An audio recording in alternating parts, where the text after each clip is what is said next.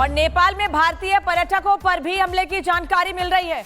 नेपाल में भारतीय पर्यटकों पर हमला किया गया है।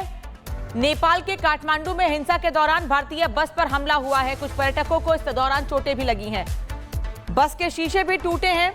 यात्री काठमांडू से दिल्ली प्लेन से वापस आए हैं। बनारस नंबर की गाड़ी सोनाली सीमा में बनारस से रवाना हुई है। सोनाली सीमा से बनारस के लिए रवाना हुई है। ये तस्वीर इस वक्त आपको दिखा रहे हैं उस बस की जिस पर हमला किया गया है। क्या ये प्रदर्शनकारी हैं जिन्होंने काठमांडू समेत अलग अलग जगहों पर आग लगाई, हंगामा किया? इसी बस में तोड़फोड़ की गई है और इस बस में बड़ी संख्या में भारतीय यात्री सवार थे जो कि काठमांडू जा रहे थे और उन पर ही यह हमला किया गया है। अब इन सभी यात्रियों को वापस दिल्ली भेज दिया गया है। फ्लाइट से इनको वापस दिल्ली भेजा गया है। बनारस नंबर की ये गाड़ी है जिस पर हमले किए गए हैं। भीड़ ने काठमांडू में बस पर हमला किया है। भारतीय पर्यटक इसमें सवार थे जिन पर हमला किया गया है। एक तरफ काठमांडू में हालात ये कहा जा रहा है, दावा किया जा रहा है कि वापस पटरी पर लौट रहे हैं, व्यवस्था बेहतर हो रही है, लेकिन वहीं दूसरी ओर भारतीय पर्यटकों पर हमले। लेकिन सवाल यह है कि आखिर देखेगा कौन इस स्थिति को? जब भारतीय पर्यटकों पर हमले हो रहे हैं तो इन हालात को देखेगा कौन? क्योंकि काठमांडू में बहुत बड़ी संख्या में टूरिस्ट जाते हैं और उनमें सबसे बड़ी संख्या भारतीयों की है। पशुपतिनाथ मंदिर दर्शन करने के लिए भी बड़ी संख्या में श्रद्धालु वहां जाते हैं और ऐसे में भारतीयों पर हमले किए जाना, नेपाल में जो हालात इस वक्त हैं उस बीच कौन इस मामले को देखेगा? क्या अब टूरिस्ट भी नेपाल में सुरक्षित नहीं है? क्योंकि भीड़ ने काठमांडू में एक टूरिस्ट बस को भी निशाना बनाया है और इसमें बड़ी संख्या में भारतीय सवार थे जो कि दर्शन करने के लिए, टूरिज्म के लिए गए हुए थे काठमांडू, जिन पर यह हमला किया गया है। हमले में कुछ पर्यटकों को चोटें भी आई हैं, लेकिन इन सभी लोगों को वापस अब दिल्ली भेज दिया गया है। बाय एयर इन सभी को वापस दिल्ली भेजा गया है। बस अभी वहीं पर खड़ी हुई है क्योंकि बस में काफ़ी तोड़फोड़ हुई है। जो आप इस वक्त तस्वीर में देख रहे हैं, पूरे शीशे गाड़ी के तोड़ दिए गए हैं। इस बस के इसको पॉलिथीन से कवर किया गया है क्योंकि बस के पूरे शीशे टूटे हुए हैं। ये एक लग्जरी बस है जिसमें बड़ी संख्या में श्रद्धालु ही हैं क्योंकि वहाँ बहुत बड़ी संख्या में पशुपतिनाथ के दर्शन करने के लिए जाते हैं लोग। तो ये श्रद्धालु ही थे जो दर्शन करने के लिए गए थे और इस दौरान इनकी बस पर हमला किया गया है। भीड़ ने इन लोगों पर हमला किया है। कुछ यात्रियों को गंभीर चोटें भी आई हैं जिनको वापस दिल्ली भेज दिया गया है। फ्लाइट से इन सभी को वापस दिल्ली भेजा गया है। बनारस नंबर की ये गाड़ी है जिस पर यह हमला किया गया है।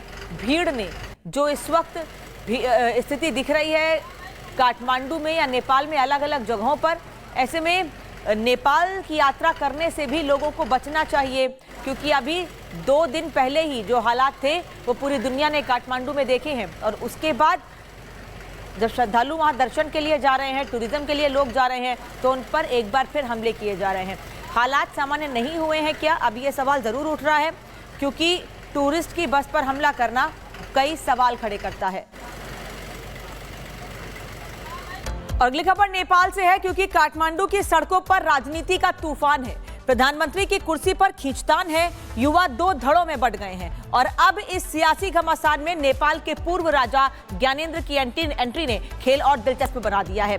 आखिर कब कैसे खत्म होगी काठमांडू की कुर्सी की कलह और किसका पलड़ा है भारी, इस रिपोर्ट में देखिए।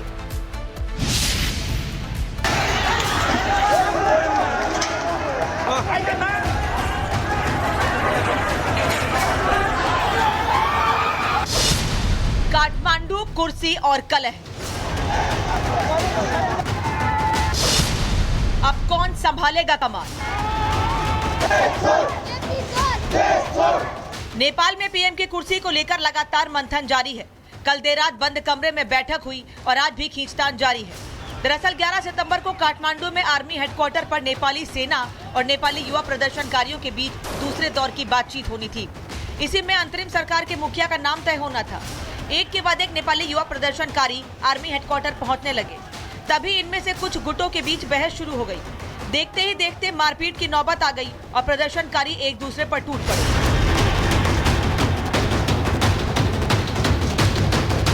नेपाल में तख्ता पलट हुए 3 दिन बीत चुके हैं। अभी भी तय नहीं हो सका है कि नेपाल के अंतरिम सरकार का मुखिया कौन होगा और सरकार का स्वरूप क्या होगा। नेपाली युवा प्रदर्शनकारी करीब 10 अलग अलग गुटों में बटे हुए हैं। सबकी अपनी दावेदारियां हैं। कुछ गुटों का आरोप है कि सेना ने बातचीत के लिए बुलाया लेकिन हेडक्वार्टर के अंदर नहीं जाने दिया। कुछ इस बात से नाराज है कि सेना ने बातचीत में राजनीतिक पार्टियों को क्यों बुलाया।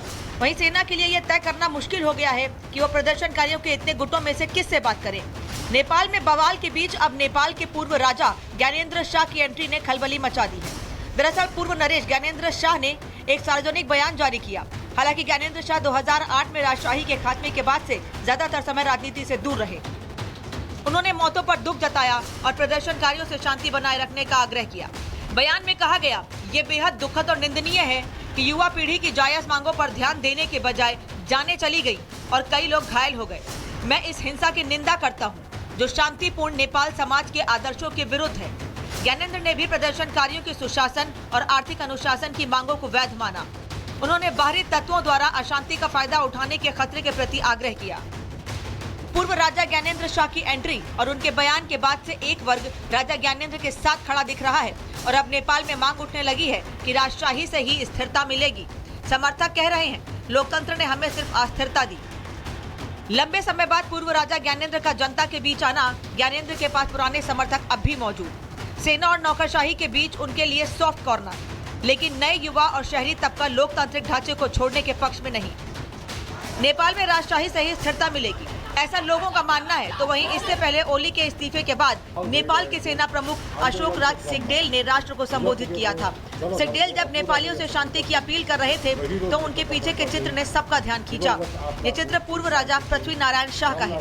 18वीं सदी के सम्राट शाह को नेपाल के एकीकरण के लिए जाना जाता है। नेपाल के राजा पृथ्वी नारायण शाह का चित्र सेना प्रमुख अशोक राज सिंहदेल के पीछे प्रदर्शित होने को संकेत की तरह देखा जा रहा है। राजा शाह की तस्वीर को कई लोगों ने राष्ट्रीय अस्थिरता के बीच प्रतीकात्मक संदेश के रूप में देखा है। इसके राजशाही के समर्थन समेत कई मतलब निकाले गए हैं। इसीलिए इस चर्चा ने भी जोर पकड़ा कि ये राजशाही की वापसी का संकेत है। सुलगते नेपाल में कौन नेपाली युवाओं के बीच कौन कितना पॉपुलर है, ये आपको बताते हैं। सुशीला कार्की पूर्व चीफ जस्टिस 58.9% लोगों की पसंद है। बालेंद्र शाह मेयर काठमांडू 32.1% लोगों की पसंद है।